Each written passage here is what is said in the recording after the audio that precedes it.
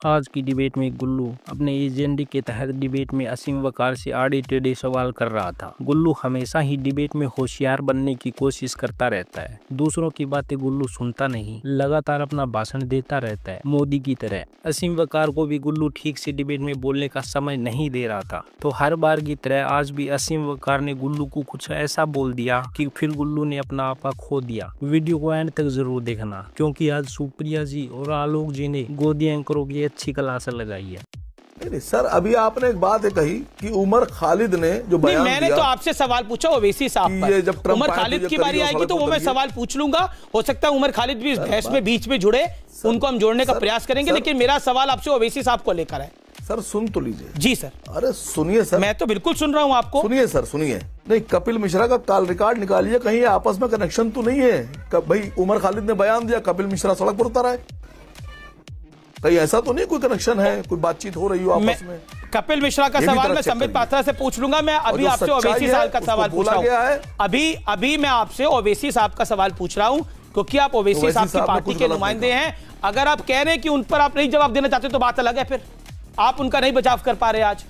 अरे किसने आपसे कह दिया? आप क्या कमाल क्या? हंसने की बात नहीं है सर। अभी तो आप लोग बड़े सीरियस थे, खंडर की बात कर रहे थे, अभी आप मुस्कुरा भी रहे हैं। मुझे तो नहीं, आप फिर मैंने आपसे कह दिया, अगर आप मुझे थोड़ा सा पिन मारेंगे तो फिर गलत हो जाएगा। फिर आप कहेंगे आसिम भाई आप मुझे आप कहने लगते हैं।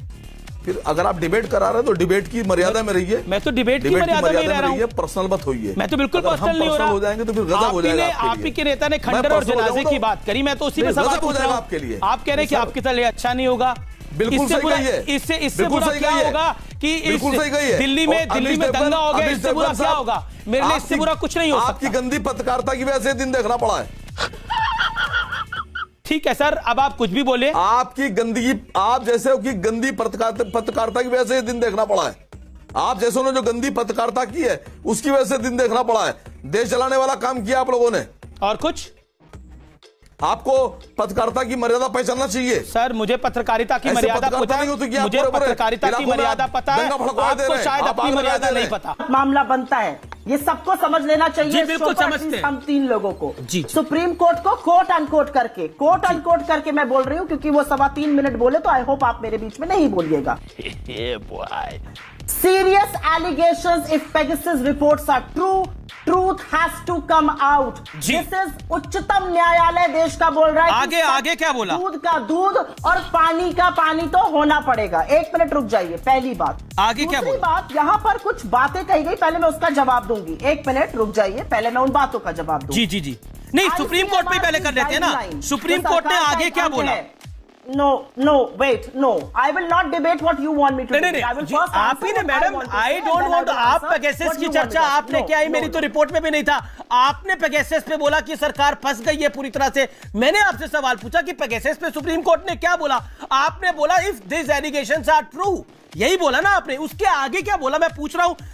रमन्ना साहब ने क्या बोला? रमन्ना साहब ने क्या बोला? बोला आप मुझे बताइए ना, नहीं तो मैं बताता हूँ क्या बोला ऑनरेबल कोर्ट ने। चढ़ा समझाओ इसे।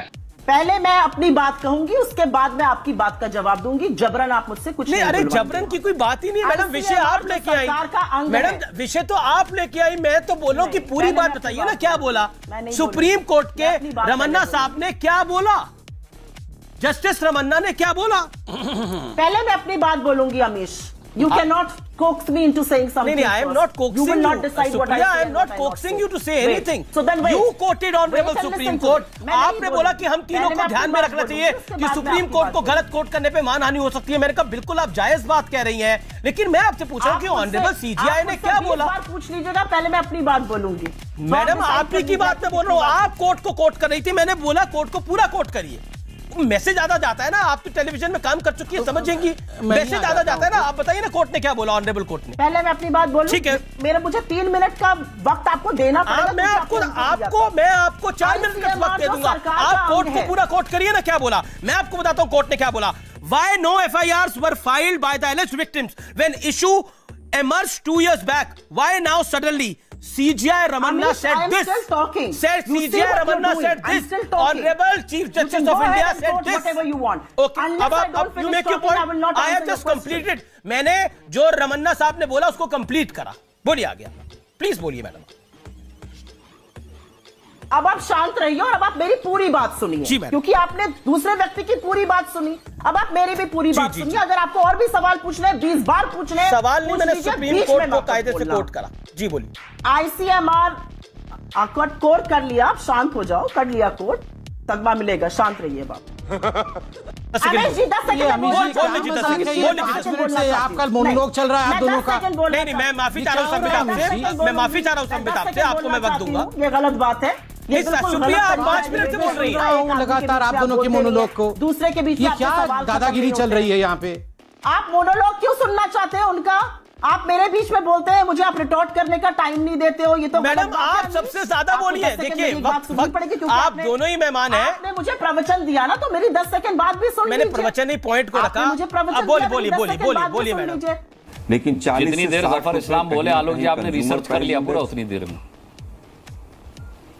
नहीं, मैं तो क्या रिसर्च करना भाई, मैं तो अपने घर की सब्जियां खरीदता हूँ। रिसर्च करना तो आजकल मीडिया हाउसेस को चाहिए। कि भाई 10-10 साल में कितनी बार महंगाई के ऊपर डिबेट की आप उन मीडिया हाउसेस से जरूर कहिएगा जो महंगाई के मुद्दे पर डिबेट नहीं करते। हम तो जी न्यूज कर रहा है डिबेट महंगाई के मुद्दे पर, आपका काम हमको करना पड़ रहा है। आप महंगाई के मुद्दे पर सरकार को घेर ही नहीं रहे हैं आलोक शर्मा जी। अच्छा, तो मतलब मीडिया का काम गोदी में बैठना है क्या? जो गोदी में बैठा है उनसे बात कीजिए सर। नहीं करता जो गोदी में बैठा है उनसे बात कीजिए। अरे भाई मैं कह रहा, अरे भाई आप देखो बेकार। मैं तो अपनी जिम्मेदारी निभा रहा हूं सर, मैं अपनी जिम्मेदारी से वाकिफ हूं और उसी से मतलब रखता हूं। जो गोदी में बैठे उनसे मुझे लेना देना नहीं, उन्हें मैं जानता मैं फिर कहूंगा कि कौन गोदी में 10 साल बैठा रहा ये दर्शक जानते हैं। और जी न्यूज सबसे ज्यादा बैठा रहा ये भी जानते हैं। अब मेरे मुंह से और मत निकलवाइए, वापस आ जाते हैं मुद्दे पर। वापस आपने रिसर्च की बात की तो हम दूसरों की बात करें अपनी डिबेट। मैं भी वही कह रहा हूँ। देखिए बात यह है कि ये महंगाई जो है ये डायन थी और खाए जा रही थी।